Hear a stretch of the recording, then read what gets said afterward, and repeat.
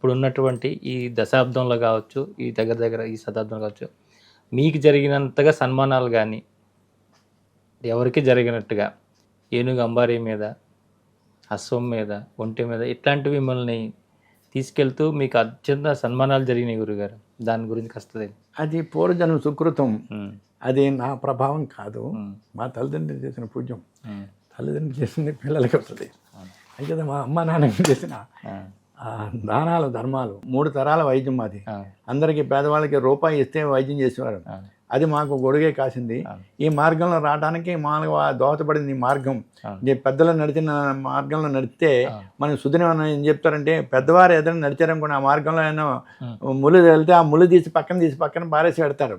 అదే పిల్లవాడు అయితే ఆ ముళ్ళు తీసి మళ్ళీ లాగేసి అక్కడ పారేస్తాడు తప్ప, పెద్దవాళ్ళు అలా కదా వెనకాల వచ్చేవాడికి హానికరం జరుగుతుందని చెప్పేసి పెద్దవాళ్ళు మంచితనంగా జీవనం చేసి ఎవరికి హానికరం లేకుండా మా తల్లిదండ్రులు చేశారు కాబట్టి ఆ యొక్క వినూతమైన యోగ్యత కలిగింది.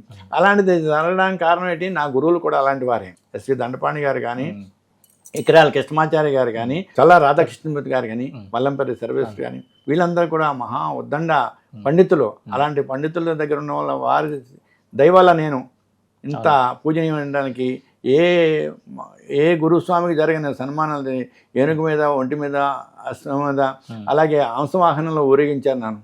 ఆ సందర్భం ఎక్కడ జరిగింది? ఇక్కడ మామూలుగా 18వ సంవత్సరం జరిగినప్పుడు మామూలుగా జరిగింది. నా హంసవాహనం మీద ఊరేగించారు కోటి బిల్వార్చన చేసినప్పుడు.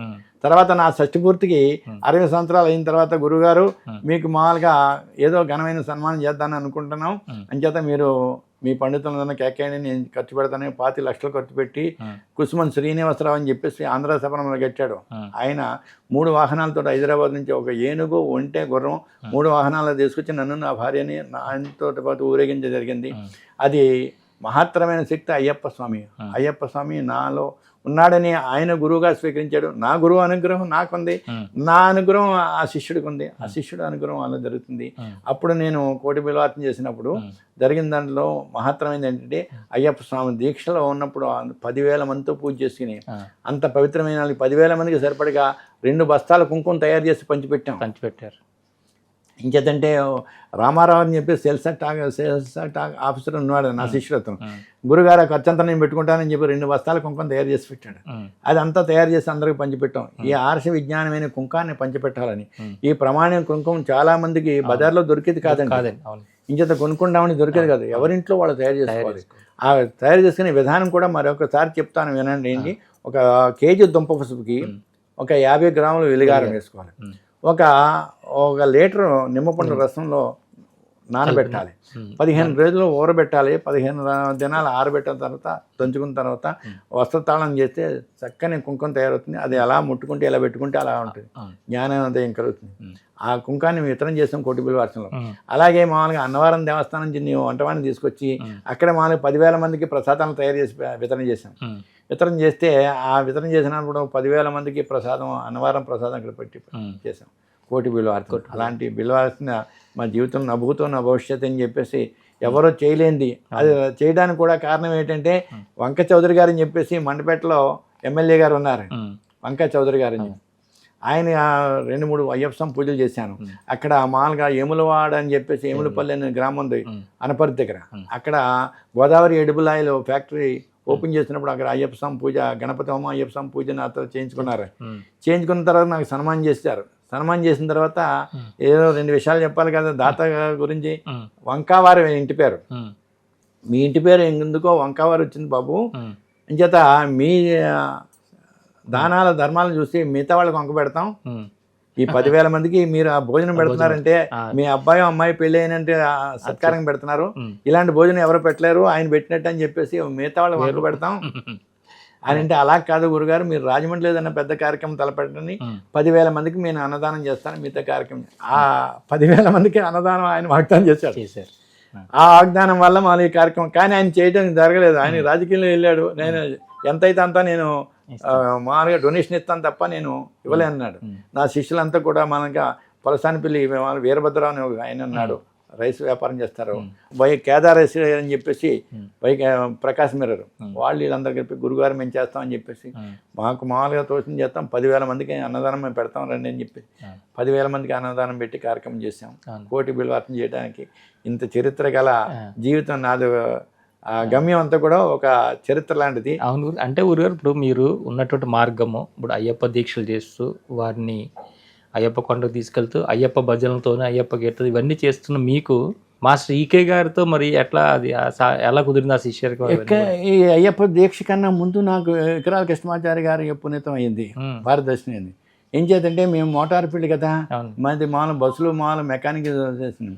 అప్పుడు మా అన్నయ్య గారు tourist supplier Gokaram bus stand.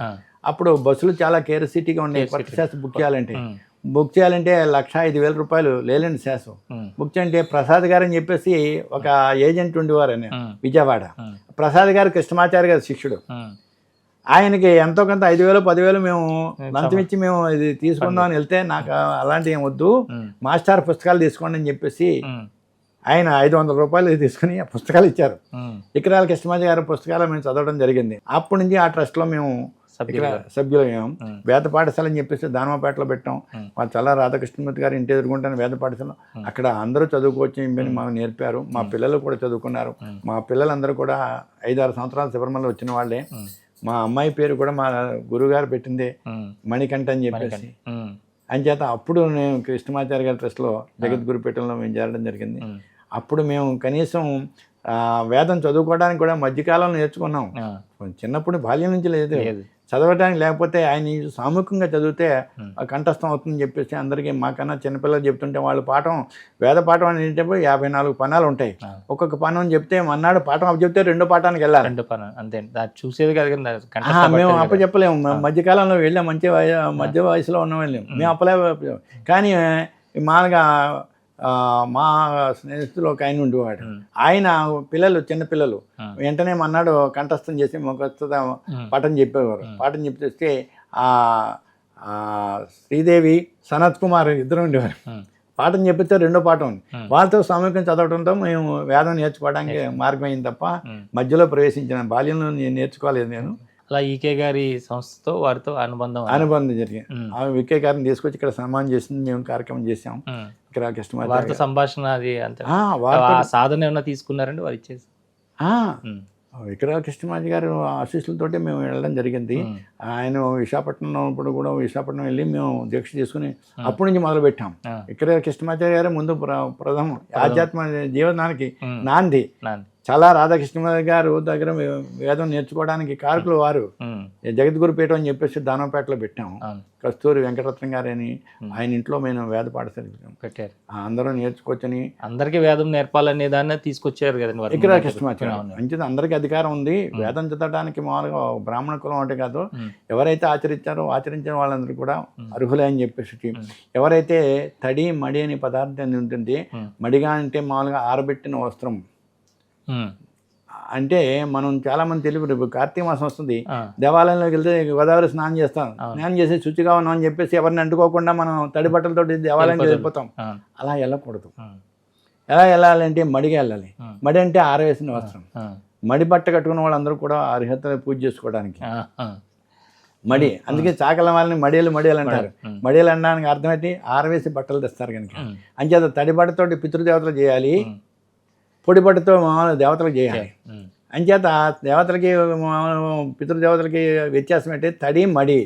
అంచేత తర్పణాలు వదిలినప్పుడు పితృదేవతలకు ఇలా వదలాలి, దేవతలకు ఇలా వదలాలి. అంచేత ఈ ఆచారం అంతా కూడా అక్కడి నుంచి మాకు ప్రారంభమైంది. కృష్ణమాచార్య గారు చెప్పడం, వారి ప్రసంగాలు వినడం, ప్రసంగాల్లో ప్రభావితం అవటం, వారిలో కొన్ని అంశం మేము తీసుకుని వారి అనుగ్రహం చేతే మేము గురువు స్థాయిలో ఎదగటం జరిగింది. అవునండి.